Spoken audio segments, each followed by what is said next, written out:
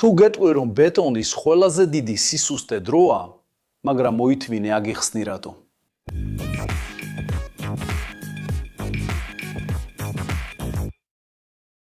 გამარჯობა ინჟინერიის მოყვარულებო.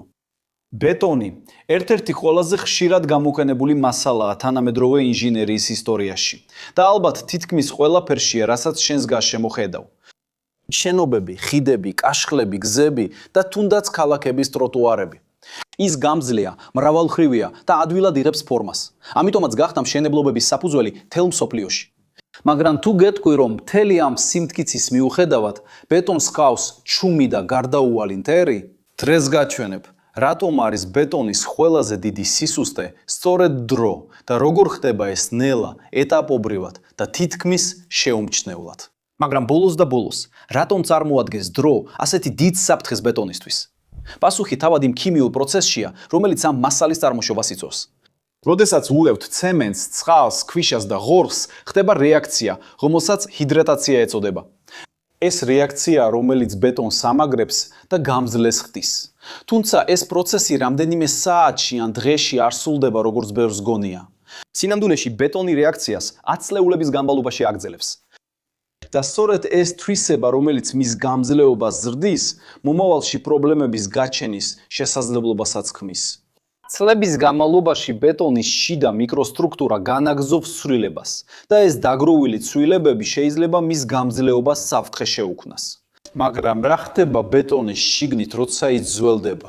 ბეტონი მხარი და გაუვალი ჩანს, მაგრამ სინამდვილეში ბეტონის თითოეულ ნაჭერს მილიონობით მიკროპორი და მიკრობზარი აქვს, რომლებიც ბუნებრივად წარმოიქმნება. დროთა განმავლობაში ეს პორები საშუალებასაც აძლევს გარე აგენტებს, როგორიცაა ჰაერში არსებული ნახშირორ ჟანგი, ზღვის გარემოში არსებული ქლორიდები და თუდაც წვიმის წყალი შეაღწიონ ბეტონში. ეს ელემენტები ნელ-ნელა იწყებენ სტრუქტურის შიგნით შეღწევას და სწორედ აქ იწყება ნამდვილი პრობლემა. თვითონ ბეტონი შეიძლება კარგადაც გაუძლოს, მაგრამ მთავარი რისკი იმ ფოლადის არმატურებშია, რომელსაც ის იცავს. მაგრამ რატომ აზიანებს ამ გარე აგენტების არსებობა ასე ძლიერ ფოლადს ბეტონის შიგნით? ფოლადი ბუნებრივად დაცულია ბეტონის მაღალი ტუტიანობის გამო, რომელიც არმატურის გარშემო პასივაციურ ფენას ქმნის. ეს ფენა ხელს უშლის ლითონის დაჟანგვას. პრობლემა ისაა, რომ დროთა განმავლობაში ნახშირორ ჟანგი რეაგირებს ბეტონის კომპონენტებთან პრეპთან პროცესში, რომელსაც კარბონატაცია ეწოდება. ეს რეაქცია ამცირებს მასალის pH-ს და ანადგურებს ფოლადის დამცავ ფენას. როცა ეს ხდება, ფოლადი იწყებს დაჟანგვას. ჟანგი უფრო მეტ მოცულობას იკავებს, ვიდრე თავდაპირველი ფოლადი. ამიტომ თითქოს ფოლადი შიგნით იწყებს შეშუპებას. ეს გაზრდა იწვევს შიდა დაძაბულობებს, რაც საბოლოოდ ხილულ ბზარებს აჩენს ბეტონში. ჟანგვის პროგრესირებასთან ერთად ზედაპირის მთელი ნაწილები შეიძლება მოცილდეს, რასაც ჩვენ დესპლაგაციას უწოდებთ. მაგრამ თუ ბეტონი ასე ფართოდ გამოიყენება, ნიშნავს ეს იმას, რომ ყველა შენობა და ხიდი დროთა განმავლობაში განცირულია? არა, აუცილებელი არ არის. ბეტონის გამძლეობა დიდად დამოკიდებულია იმ გარემოზე, სადაც ის გამოიყენება. მაგალითად, სანაპირო რეგიონებში ქლორიდების არსებობა მნიშვნელოვნად აჩქარებს კოროზიას. ხოლო სამრეწველო ადგილებში, სადაც ჰაერში ნახშირორ ჟანგის კონცენტრაცია უფრო მაღალია, კარბონატაცია უფრო სწრაფად მიმდინარეობს. ამიტომ დრო მარტო არ მოქმედებს. ის მხოლოდ საშუალებაა, რომელიც საშუალებას აძლევს მავნე აგენტებს შეაღწიონ, დაგროვდნენ და 10 წლეულების განმავლობაში ზიანი მიაყენონ. მაგრამ არსებობს თუ არა სხვა პროცესი კარბონატაციის გარდა, რომელიც დროთა განმავლობაში აჩქარებს ბეტონის ცვეთას? დიახ, ერთ-ერთი ყველაზე შესწავლილი პროცესი არის ის, რასაც ჩვენ ალკალი აგრეგატის რეაქციას უწოდებთ. ეს ფენომენი ხდება მაშინ, როდესაც ბეტონის ზოგიერთი ტიპის აგრეგატი რეაგირებს ცემენტში არსებულ თუთე ჰიდროქსიდებთან. ეს რეაქცია წარმოქმნის გაფართოებად გელს, რომელიც შთანთქავს წყალს და მოცულობაში იზრდება, რაც იწვევს შიდა ბზარებს, რომლებიც შეიძლება მთელ კონსტრუქციაში გავრცელდეს. წლების განმავლობაში ეს ბზარები გროვდება, ასუსტებს მასალას და კიდევ უფრო მეტად აძლევს საშუალებას აგრესიულ აგენტებს შეაღწიონ მასში. ეს ნელი, მაგრამ უკიდურესად დამანგრეველი ციკლია. მაგრამ დრო მხოლოდ შიგნიდან გარეთ მოქმედებს? სინამდვილეში არა. კლიმატიც ერთ-ერთი მთავარი მიზეზია ბეტონის გრძელვადიანი დეგრადაციისთვის. რეგიონები, სადაც მუდმივად ხდება ტენიანობისა და გამოშრობის ან გატყინვისა და დნობის ციკლები, როგორც წესი აჩქარებენ ამ მიკრობზარებს. მაგალითად, როდესაც წყალი ბეტონში აღწევს და იყინება, მისი მოცულობა იზრდება და ფორების კედლებს აწვება. ათასობით გამეორების შემდეგ 10 წლეულების განმავლობაში ეს პროცესი ნელ-ნელა აზიანებს სტრუქტურას, სანამ უფრო დიდი ბზარები არ გაჩნდება. ამის შედეგად კიდევ მეტი წყალი აღწევს შიგნით და პროცესი კიდევ უფრო ჩქარდება. მაგრამ მართალია რომ ბეტონი დროთა განმავლობაში უფრო განძლე ხდება. ეს ხშირად დასმული კითხვაა. მართალია რომ პირველ თვეებში და ზოგჯერ პირველ წლებში ბეტონი აგრძელებს გამაგრებას ჰიდრატაციის პროცესის გაგრძელების გამო. მაგრამ ეს გამაგრება უსასრულოდ არ გრძელდება.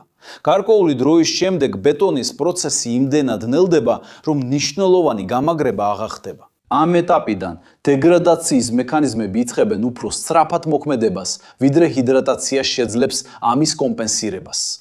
სხვა სიტყვებით რო ვთქვათ, ბეტონი უმჯობესდება მხოლოდ გარკვეულ ეტაპამდე, შემდეგ კი იწყებს დაბერებას.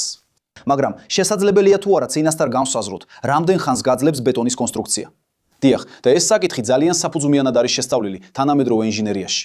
დიდი პროექტების დაგეგმვისას ხშირად ითვალისწინებენ მინიმუმ 50, 70 და ზოგჯერ 100 წლიან გამძლეობას, რაც დამოკიდებულია გამოყენებასა და გარემოზე.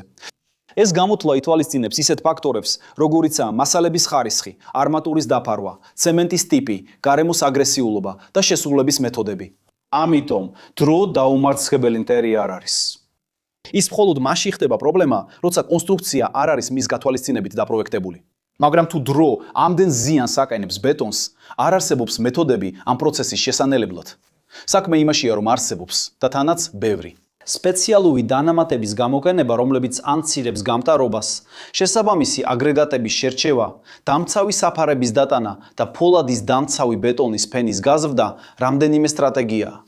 კიდევ ერთი თანამედროვე გადაწყვეტაა პოცულანური კომპონენტების შემცველი ცემენტების გამოყენება, როგორიცაა აქტიური სილიკა, მეტაკაოლინი ან ფრინავი ფერფლი, რომლებიც ამცირებენ შიდა ფორიანობას და ზრდიან გამძლეობას. თანამედროვე ნაგებობების დიდი ნაწილი უკვე იყენებს ამ სტრატეგიას, რათა მომავალში პრობლემები აიცივოს. მაგრამ საბოლოოდ მოდის თუ არა მომენტი, როცა ბეტონის აღდგენა შეუძლებელია. სამწუხაროდ დიახ. როდესაც ფოლადი კოროზიის გამო კარგავს განივიკვეთის დიდ ნაწილს, ან როდესაც შიდა ბზარები მაღალ დონეს აღწევს, აღდგენა შეიძლება შეუძლებელი დახდეს. ასეთ შემთხვევებში საჭიროა გამაგრება, ან თუნდაც ნაგებობის მთელი ნაწილების შეცვლა. ამიტომ პერიოდული ინსპექციები აუცილებელია. ბეტონი გარედან შეიძლება მტკიცედ გამოიყურებოდეს, მაგრამ შიგნით დროთა განმავლობაში შეიძლება სერიოზული დაზიანებები ხდებოდეს. საბოლოო ჯამში ბეტონი ბუნებით სუსტი არ არის. უბრალოდ ის ბერდება და ეს დაბერება გარდაუვალია. სუსტად ისე, როგორც ჩვენთან. ისევე როგორც ნებისმიერი მასალა, რომელიც გარემოს ექვემდებარება, ბეტონიც განიცდის დროის, წყლის, ნახშირორჟანგისა და კლიმატური ცვლილებების გავლენას. მაგრამ ამ პროცესების გაგება არის თავარი, რომ ავაშენოთ უფრო უსაფრთხოდ, ჩავატაროთ შესაბამისი ინსპექციები და დავაპროექტოთ ისეთი ნაგებობები, რომლებიც არა მხოლოდ 10 წლეულებს, არამედ საუკუნეებსაც გაუძლებენ. თუ აქამდე მოხვედი და ვიდეო მოგეწონა, გამოიწერე არხი თუ ჯერ არ ხარ გამოწერილი და ლაიქე და ჩართე შეტყობინებების ზარი. და თუ ჩვენი კონტენტი საინტერესო გეჩვენება, იფიქრე წევრობაზე, რომ დაგვეხმარო კონტენტის შექმნის გაგრძელებაში აქ. და თუ გაინტერესებს, რომ გაიგო იმ კურსების შესახებ, რომლებიც გირჩევთ, გამოიყენე აქ გვერდზე მოცემული QR კოდი ან ვიდეოს აღწერაში მოცემული ბმული. რათა მიიღოთ თომა მრავალ შესაძლებლობაზე, რომ განივითაროთ სხვადასხვა უნარები, რომლებიც თქვენს კარიერაში განსხვავებას შექმნის. და შენ, ოდესმე გინახავს დროისგან დაზიანებული ბეტონის კონსტრუქცია, გინახავს რაიმე ბზარი, ჩამოცლა ან ჟანგი. დამიწერე კომენტარებში მიდავიცოდე რა შეხვედრია. აქ გვერდით არის ორი საინტერესო ვიდეოს არჩევანი, რომლებიც აუცილებლად უნდა ნახო, რომ გააფართო შენი ცოდნა და დააკმაყოფილო შენი ცნობის მოყვარეობა. თუ გინდა რომ დაგვეხმარო, დაალაიქე, გამოიწერე არხი, ჩართე ზარი და იფიქრე არხის წევრობაზე. ეს იყო ყველაფერი ინჟინერის მოყვარულებო. დიდი მოკითხვა და შევხვდებით შემდეგ ვიდეოში.